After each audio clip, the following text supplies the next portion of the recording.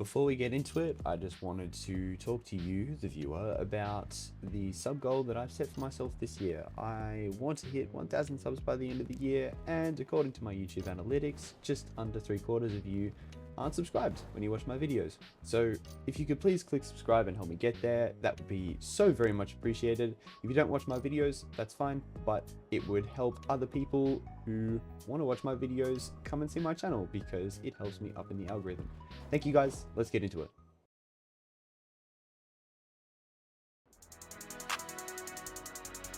Y'all pulled up on me, I would've seen y'all niggas outside.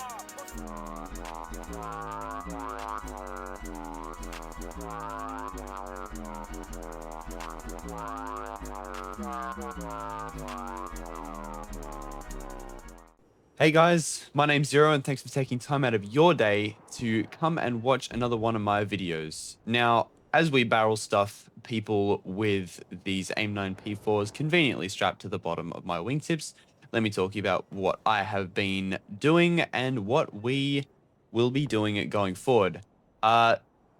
Next iteration of your semi-consistently scheduled AirRB uploads from the Zero Mustang YouTube channel. I'll be honest, like, people have been asking about streams as well. My social battery was just a little bit low. As I keep saying with, well, it feels like saying in like other videos, it's like it takes a long time for me to edit things because I'm not, the fastest editor. I need to do things IRL as well. University is starting up next week on Monday for me, which would be, I guess, Sunday evening for most of the audience here, considering I'm assuming that most of the people that watch this would be living over in the US or just, more than 10 hours behind me, which is fine. Just letting you guys know in advance. I'm not sure how this would change the upload schedule, but I'm still wanting to stay on top of this goal. So here we are. Anyway, we are playing the AlphaJet TH in the Japanese tech tree at rank 6, I believe. Yes, rank 6. It is a pretty capable, I will say capable aircraft. It it does put work in when asked of it.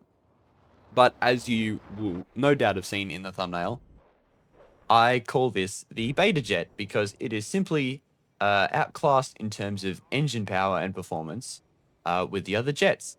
And basically, because this thing is so slow when compared to, I'd say, a good 80% of the people that you'd face, you can basically do nothing except watch if they run away from you. And there are a couple of strategies that you can use to counter this. If you get into the dogfight with a couple of them, as you will see later on, you are more than capable of putting in work.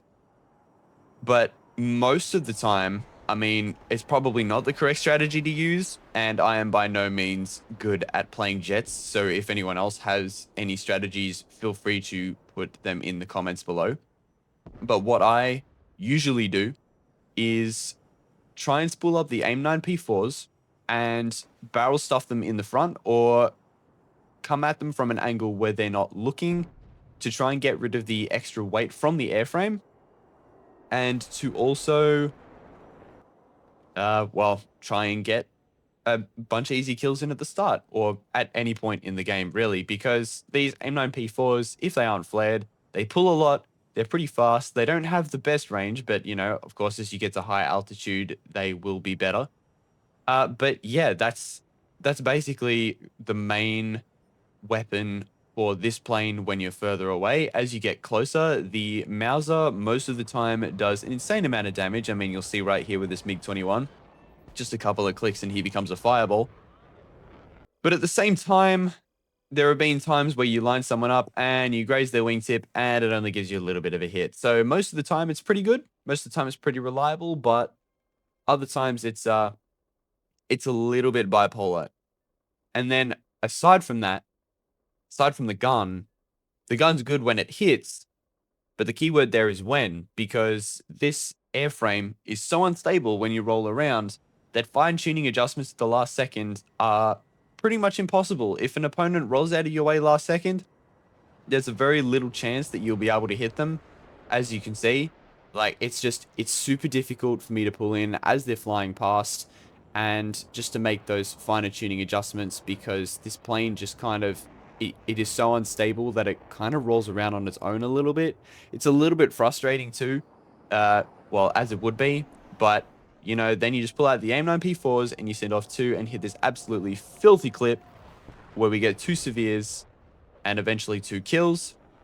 I was very proud of that, but, you know, if the gun doesn't work, try the missiles.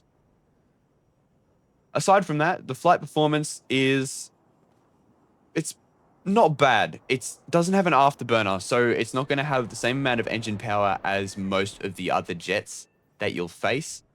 So you have to be really mindful of that. Playing in the vertical is not recommended because you lose speed relatively quickly and you don't get it back as quickly because you don't have an afterburner. But the perk of this is that you're able to stay in the game for longer because of the amount of fuel that you can carry. It doesn't dwindle as quickly. But yeah, there's not really much to say about this. I mean, best way to learn is to play it.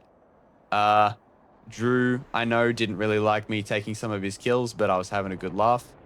Anyway, I hope you enjoy the next section where we go through the games. And here we are at the gameplay talk through. Now, I will admit that a couple of these are from the replay system because I've been once again slapped with the one of a couple or few of curses that the Zero Mustang YouTube channel gets when Zero Mustang plays War Thunder. And that is one of those curses is that the best games are never recorded. So I had to go into the replay system for this one. Don't mind the replay system. I put them last, but we will see how they turn out and whether you guys like them or not. Sorry in advance. Anyway, we start off this engagement with Drew. Drew is in the J7D. The J35XS stalled himself out, and we got a nice crit on his wing, so he wasn't doing too well. Drew tried to chase him down, but the F8U2 got onto his 6, and now we parked ourselves on the F8U2. Missed the shot because of the rudder, turn in, and we rudder a little bit too hard to the left, so we missed that shot yet again. And even though I just said don't play in the vertical, we play in the vertical. Knife edge his guns. We still have a little bit more speed to pitch up and over. We are going to drop the flaps here to try and get ourselves a good shot. Try and pitch down over. He has quite a large wing surface area. So he has a lot of lift, but he does not have a lot of airspeed. So it would have been really difficult for him to rudder into that shot. That's fine. We had enough speed to pitch up and over. We're going to do a loop and we are now onto his 6. He's going to pitch down to get some airspeed. We're going to try and get a shot in. The bipolarity of the guns shows itself a little bit there, but I'm not really sure what I hit. So we continue. We pitch down, we get ourselves some speed back, and we're firmly planted onto his 6. And we squeeze the trigger and put a couple of rounds right into the middle of his airframe, where he turns into an explosion of spare parts. That was the end of that engagement. Not sure what happened to the J35XS, but here is the first replay clip of today. We're flying around. We are in that really, really big map. I think it's Rocky Canyon, this really, really big sim map. This is another detrimental thing to this jet because it's not super fast. It takes ages to get absolutely anywhere. But there's a J7D flying around. We launch an AIM-9P to try and barrel stuff him, but he flares it. So what do? We see he's turned after him, and we have to turn in after him as well. Otherwise, he gets a free 6 position. He lost a lot of speed in the turns. We'll complete the turn before him. And we get a free severe with the Mauser. And we protected Drew, which is absolutely fantastic. Not sure what damage that he got at this point. But he seems to be doing fine. And he is currently heading over to that MiG-21 in the distance, I believe. It was a while since I played this match. So just bear with me if the details are a little bit hazy. We lost quite a lot of speed in that fight too. We're just going to straighten out a little bit. We're going to build up our speed. Now, keep in mind, actually, something that I forgot to mention is that these clips are me playing the jet without it being fully spaded. So that's why you see the bomb CCIP in the top left corner there. I was carrying napalm to try and get to a base. I was absolutely kidding myself. Don't even bother with this. The afterburning jets will get there before you do. Do this in the late game if you survive it until that point where the bases are free and all your teammates that have gone to bomb in the opening stages of the maps have been wiped out. You'll be able to sneak around, use the spotting system to your advantage, and yeah. Anyway, we're closing in on the SU-22. He goes up. I'm mindful of this. We're going to try and squeeze the trigger here, but we're not going to get anything there. We underlead. He turns back in, which is completely fine. I turn back in after him as well, and he's just going to run away. This is the thing about the afterburning jets. I mean, I was considering shooting an AIM-9P there, but I know that he has flares, so I'm just not even going to bother. If I catch him, that's fine. But Drew manages to slam him down with a Chinese missile anyway. MiG-21 shoots a missile in a head-on. We flare it, and we kind of do the same thing that we did with the J7D. It's just we turn in after him. Otherwise, he gets a free 6 position. We do not want to give him that. That is a MiG-21. And yet again, we do the same thing that we did with the J7D. We pull the trigger, and we send a few rounds right through the middle of his fuselage, and he parks himself into a tree after being consumed by a massive fireball. And that's that. We have destroyed 2 MiG-21 chassis, more specifically a MiG-21S and a J7D. Not sure if it is a MiG-21S, kind of hard to see a little bit, but we're just picking up speed. Drew said he's low on fuel around this point, so we're just flying back over to the airfield. But he gets intercepted by Fish Bum, nice name, another MiG-21, who wants to stop him from going back to the airfield. There's not much that Drew can do. He's out of fuel, which means he's out of speed. And so it's up to me to try and help him out here. We send a missile. Missile's going to get flared, but we drop a lot of extra weight. And we enter the dogfight. MiG-21 has lost a lot of speed, as opposed to me when he enters this fight, because of the amount of turns that he's been doing to try and take Drew down, which I don't believe he does successfully. But now I go against my own advice, which I said in the video.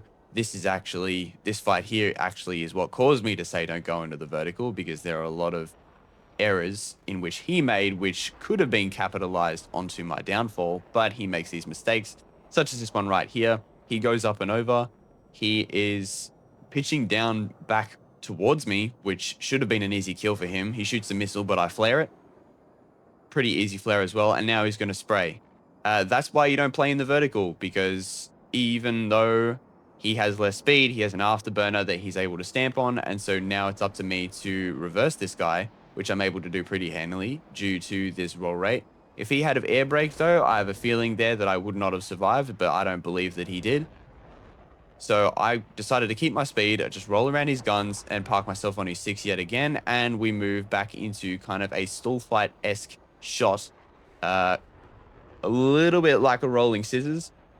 I'm just trying to stay behind him. I'm trying to drop the flaps to get like a decent angle to try and cut into his circle a little bit. He knife edges my shot, and that was really, really annoying for me. That was super stressful. My heart is racing at this point. And then he dives away. I feel like he had to do this to pick up some speed, but at the same time, he gave me so much room. I think he broke away into the wrong direction, because that also allowed me to get some speed up for myself as well. And he enters the fight again, but he just pulls up and he reverses his turn. We go into the vertical yet again. I probably should have hit that shot going into the vertical, but that's completely fine. He's twisting, he's turning, he pitches down, gets a shot off, just barely misses. I mean, I would have said that's some really good karma, considering, he knife edged our shot.